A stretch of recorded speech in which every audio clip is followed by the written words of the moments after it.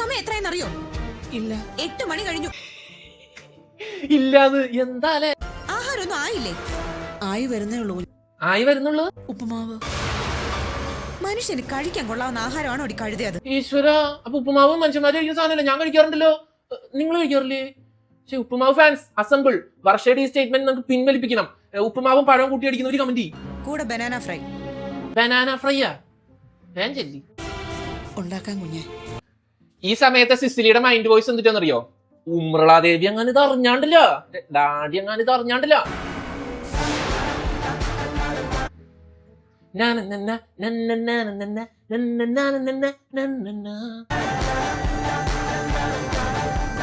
ഈ നാനന്ന മ്യൂസിക് കേൾക്കുമ്പോൾ കണ്ണുരുട്ടണം. നീ ഇപ്പൊ ഫുഡ് ഓർഡർ ചെയ്തത് ഏത് ഹോട്ടലാണെന്ന് വെച്ചിട്ടാ? അപ്പൊ ഉമ്രളാദേവി ഒന്നും ചോദിക്കും, നീ ഫുഡ് ഓർഡർ ചെയ്യുന്ന വല്ല ഹോട്ടലാണോ?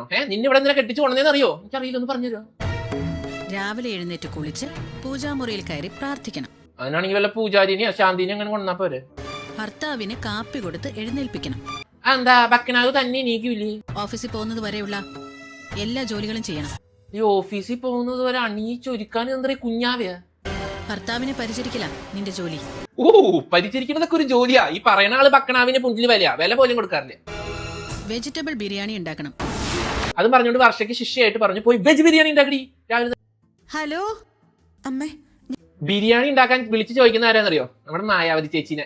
ഊർമിളാദേവി എന്നോട് ബിരിയാണി ഉണ്ടാക്കാൻ പറഞ്ഞിരിക്കുക. മണ്ടി, ആ ഫോണിൽ തന്നെ എടുത്ത് നോക്കിയാ പോരെ ഹൗ ടു മേക്ക് വെജിറ്റബിൾ ബിരിയാണിന്ന്. പെൺകുട്ടികളായാൽ രാവിലെ എഴുന്നേറ്റ് അടുക്കളയിൽ കയറി ആഹാരം ഉണ്ടാക്കണം.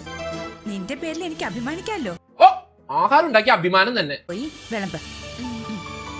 അങ്ങനെ വർഷം അങ്ങനെ സോപ്പിട്ട് യമുന റാണി ചേച്ചിനെ കൊണ്ട് തന്നെ വെജ് ബിരിയാണി ഉണ്ടാക്കിക്കും. മതി മതി.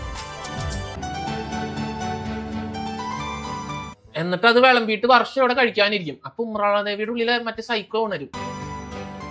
വർഷ, നിന്നോട് ആരാ ഇരിക്കാൻ പറഞ്ഞത്? ചേടാ, ഇത് അവിടെ ഇരിക്കാനും ആരെങ്കിലും പറയണത്? ഇതൊക്കെ ഇതിന് പെർമിഷൻ വാങ്ങണ?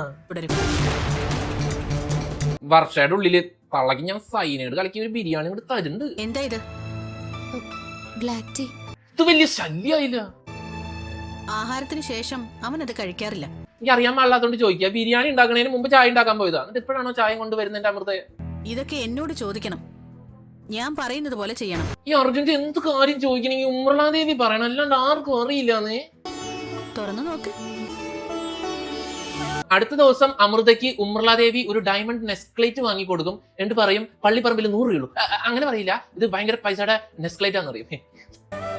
ഇത് ധരിച്ചു വേണം അവരുടെ മുന്നിലേക്ക് വരാൻ. ഇപ്പൊ ഈ നെസ്ക്ലേറ്റ് കൊടുത്തതെന്നറിയോ? ഉമ്രളാദേവിയുടെ ഫ്രണ്ട്സ് വരുന്നുണ്ട്, അവരുടെ മുമ്പിൽ ഇതിട്ടിട്ട് ഇങ്ങനെ സ്റ്റൈലിൽ നിൽക്കണം. അതിനാ വിവാഹം പെട്ടെന്ന് നടത്തിയത് കൊണ്ട് അവരെ ഒന്നും ക്ഷണിക്കാൻ എനിക്ക് കഴിഞ്ഞില്ല. അത് ശരി. കല്യാണത്തിന് വിളിച്ചില്ല ഇത്ര തിക്ക് ഫ്രണ്ട്സ് ആയിട്ട്. ഇത് ഡയമണ്ട് ആണല്ലോ. അങ്ങനെ അമൃത ഈ നെസ്ക്ലേറ്റ് ഇട്ട് ഒരുങ്ങുമ്പോ വർഷ വന്നിട്ട് പറയും, അയ്യോ എനിക്ക് നെസ്ക്ലേറ്റ് ഇല്ലേ, എനിക്ക് ആരും ഒന്നും തരാറില്ല എന്ന് പറയുമ്പോ പാവം അമൃത, ഭയങ്കര ബുദ്ധിയുള്ള അമൃത കേട്ടോ. അമൃത ഈ സാധനം എടുത്തിട്ട് വർഷയ്ക്ക് കൊടുക്കും. ചേച്ചി ഇട്ട ഉമ്രളാദേവിയുടെ നിന്ന് ചീത്ത കേൾക്കുന്ന അറിയാം, എന്നിട്ടും കൊടുക്കും.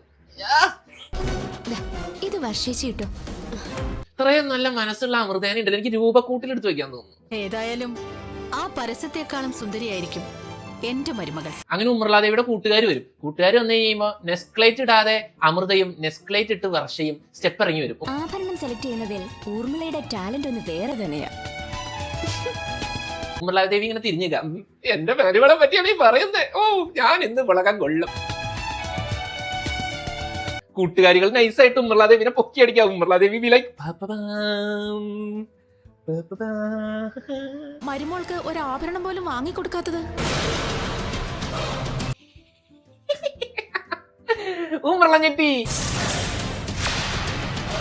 ബൈ ദ ബൈ, ഉർമിളാദേവി ലിപ്സ്റ്റിക്കിന് പകരം മുറുക്കാൻ ചവച്ച. ഇവിടെയൊക്കെ എന്തോ സാധനം ഇരിക്കുന്നു.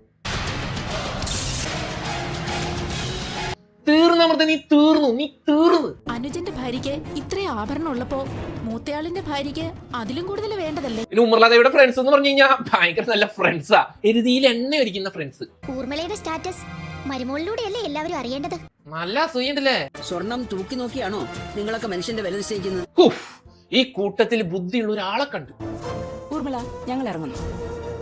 അങ്ങനെ മുത്തശ്ശി വന്ന് ഡയലോഗ് അടിക്കുമ്പോ ഫ്രണ്ട്സ് പണിക്ക് പോകും. ഉമ്രളാദേവിക്ക് അത് അപമാനമാവും. അമൃത, ഞാൻ തന്ന നെക്ലേസ് എന്തിനാ നീ ഇവൾക്ക് കൊടുത്തത്? ഉമ്രള ചോദ്യം ചെയ്തു, അമൃത കരഞ്ഞു. സ്വാഭാവികം. അമൃതയ്ക്ക് എന്ത് കഴിഞ്ഞാലും കരയാൻ മാത്രം അറിയാം. എങ്ങനെ മര്യാദ പഠിപ്പിക്കണമെന്ന് എനിക്കറിയാം. അങ്ങനെ അമൃതയെ മര്യാദ പഠിപ്പിക്കാൻ വേണ്ടിയിട്ട് ഉമ്മർല ദേവി പോവുകയാണ് ഗൈസ്. എനിക്ക് അഭയം തരണേ ഭഗവാനെ. ഈ സമയത്ത് ചോദിക്കാൻ പാടുണ്ടോന്ന് എനിക്ക് അറിയില്ല, എന്നാലും ഞാൻ ചോദിക്കുകയാണ്. അമൃത ഉപയോഗിക്കുന്ന ഐലൈനറിന്റെയും ഐ ഷാഡോന്റെയും പേര് ഇവിടെ പറയണത് ഏത് ബ്രാൻഡാന്ന് പറയണം. കാരണം എത്ര കരഞ്ഞാലും അത് പരക്കണില്ല, ചീത്തയാവണില്ല. അങ്ങനെ ഉർമിള ശിക്ഷ എന്നറിയാ. ഇത് കാണുമ്പോൾ നിങ്ങൾ വിചാരിക്കും അമൃതേനെ ദേശായി ഫാമിലിയുടെ ജ്വല്ലറിയുടെ പരസ്യത്തിൽ അഭിനയിപ്പിക്കാൻ കൊണ്ടുവന്ന്. എന്നാലല്ല, ഇതാണ് ശിക്ഷ. അതായത് ആ സ്വർണം മൊത്തം എടുത്തണിഞ്ഞ്, സ്വർണ്ണമല്ല മുക്കുവണ്ടം മൊത്തം അണിഞ്ഞുകൊണ്ട് 24 മണിക്കൂർ വീട്ടിലെ പണിയൊക്കെ ചെയ്യണം. ഇതാണ് ശിക്ഷ. 24 മണിക്കൂറും നീ ഈ തിട്ട് നടക്കണം. വല്ലാത്ത ശിക്ഷയായി പോടെ. നമ്മുടെ നാട്ടിലെ വേറെ ചില ചേച്ചിമാരോട് പറഞ്ഞു കഴിഞ്ഞാൽ ഒരു സന്തോഷത്തോടെ എടുക്കുന്ന ഒരു സംഭവം അമൃത കരഞ്ഞുകൊണ്ടാണ് എടുക്കുന്നത്. അടുക്കളപ്പണി മുതൽ കിടന്നുറങ്ങുന്നത് വരെ ഇതിട്ടുകൊണ്ടായിരിക്കണം. അത് ശരി, കൊള്ളാല കളി. ഇതിലേതെങ്കിലും എടുത്തു മാറ്റിയാ പകരം അതിന്റെ ഇരട്ടി നിന്റെ ശരീരത്തിൽ ഞാൻ അണിയിക്കും. പൊന്നമൃതേ, അത് ഇട്ടുകൊണ്ട് അങ്ങോട്ട് ഒളിച്ചോടിയാൽ തീരാവുന്ന പ്രശ്നമുള്ളൂ എന്ന് നമുക്ക് പറയാൻ പറ്റും. പക്ഷെ അത് മൊത്തം മുക്കുകൊണ്ടാന്ന് അമൃതയ്ക്ക് അറിയാം. അതുകൊണ്ട് അമൃത ഓടാത്ത.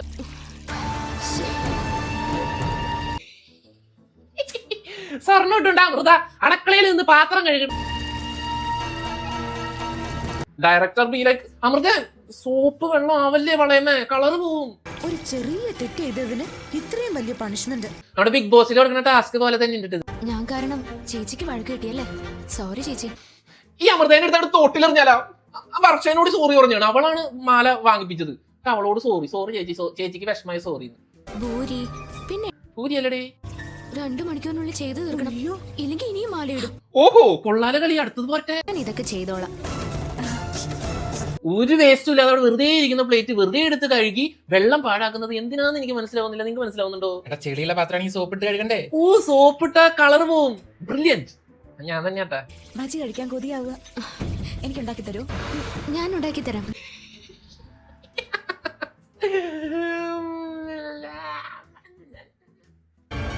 ഇതിന്റെ ശബ്ദം എനിക്ക് കേട്ടോ, കലികളോ?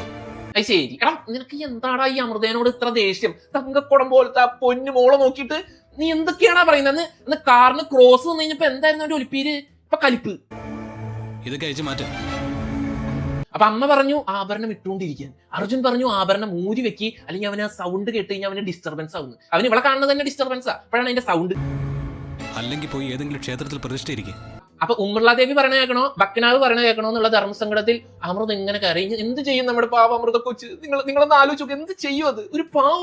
ബ്ലാക്ക് ടീ അല്ലെങ്കിൽ ഗ്രീൻ ടീ പാലൊഴിച്ച് കഴിക്കില്ല. അങ്ങനെ അമൃത അടുക്കളയിൽ വന്നിട്ട് നമ്മുടെ വേലക്കാരി ജാനുവിനോട് ചോദിക്കും, അതായത് സിസിലി ചേച്ചിനോട് ചോദിക്കും, അർജുന് എന്തൊക്കെയാ ഇഷ്ടം? ഊർമിള മേഡം ഉണ്ടാക്കി കൊടുക്കുന്നത് എന്തും ഇഷ്ടമാ. ഓഹോ, അമ്മ ഉണ്ടാക്കി തന്നെ എന്ത് ഇഷ്ടാ? ഇത്തിരി പാൽപ്പായസം എന്ന് പറഞ്ഞ് ഇത്തിരി വിഷം കലക്കി അമ്മ കൊടുത്തു കഴിഞ്ഞാൽ അർജുൻ അത് കുടിക്കോ? സിസ്ലിയെടുത്ത് അദ്ദേഹത്തിന് ചായ കൊണ്ട് കൊടുക്കാവോ? അപ്പൊ അമൃതയ്ക്ക് ഒരു ഐഡിയ തോന്നി. അമൃത പറഞ്ഞു, സിസിലി ചേച്ചി ഈ ചായ ഒന്ന് അർജുനോടെ കൊടുക്കാൻ പറ്റും? നിൽക്ക്. സിസിലി ചേച്ചി ചായയും കൊണ്ട് പോകുമ്പോ കറക്റ്റ് വന്ന് ഉമ്മർല ദേവി. ആ കൊച്ചിനെ പിന്നെയും കരയിപ്പിക്കാനായിട്ട് വന്നേക്കാ. നിന്നെ കെട്ടിക്കൊണ്ട് വന്നത് അർജുന് വേണ്ടതൊക്കെ ഉണ്ടാക്കി കൊടുക്കാൻ വേണ്ടിട്ടാണ്. നിങ്ങൾക്കൊക്കെ ഒരു കാര്യം അറിയോ? ഈ കല്യാണം കഴിച്ച് കൊണ്ടുവരുന്നത് ഭർത്താവിന് വേണ്ട കാര്യങ്ങൾ ചെയ്തു കൊടുക്കാനാ. അമൃത മാല ഊരാതെ ചായയും കൊണ്ട് ചെന്ന് കലിപ്പൻ അർജുന്റെ കലിപ്പിളകി. മിണ്ടരുത്, അനുസരിക്കാൻ പഠിക്കണം ആദ്യം. അനുസരിക്കാൻ പഠിക്കണ? എടാ നീ എന്താ സ്കൂൾ മാഷ നിന്നെ അനുസരിക്കാൻ? അർജുൻ, ഈ ആഭരണങ്ങൾ അണിയാൻ പറഞ്ഞത് ഞാനാ. അർജുന്റെ എക്സ്പ്രഷൻ, ഈശ്വര എന്റെ അമ്മയ്ക്കും ഭ്രാന്തായ. അർജുൻ പറഞ്ഞത് കേട്ടില്ലേ? ആഭരണങ്ങൾ അഴിച്ചു മാറ്റണം. അമൃതാവിലേക്ക് തള്ള. നിങ്ങൾ എവിടെയെങ്കിലും ഒരു സ്ഥലത്ത് ഉറച്ചു നിൽക്ക്. ആദ്യം 2 മഞ്ചിരി കാര്യം ഒത്തിരി. അർജുൻ പറയുന്നതാ നീ അനുസരിക്കേണ്ടത്. ശരി, ഇപ്പൊ എങ്ങനെ ഇരിക്കുന്നു? ഇവൻ പറഞ്ഞിട്ട് നീ അനുസരിക്കാതിരുന്നത് ആദ്യത്തെ തെറ്റ്. ഓ അമൃത, നിങ്ങൾ ആള് കൊള്ളാലോ ഉമ്മർല ദേവി. എനിക്ക് സംസാരിക്കുന്ന ഒരു അവസരം താ. ആ തീർന്നു. നീ അമ്മയെ എതിർത്ത് സംസാരിക്കുന്നു. അമ്മയ്ക്കെതിരെ നാവനക്കിയാൽ എന്റെ സ്വഭാവം മാറും. നിനക്ക് സ്വഭാവം ഉണ്ടോടാ ഇതിന് മാറാൻ? അമൃതാവിയിലായി. എടാ ഇവർക്ക് എല്ലാവർക്കും ഭ്രാന്താടാ. ഇവന്റെ എക്സ്പ്രഷൻ ഏതാണെന്ന് മനസ്സിലാവണില്ല. എന്ത് ഉദ്ദേശിക്കുന്ന ആശാൻ? പിന്നെ റൊമാൻസാ. നാണം കാണും, നാണം.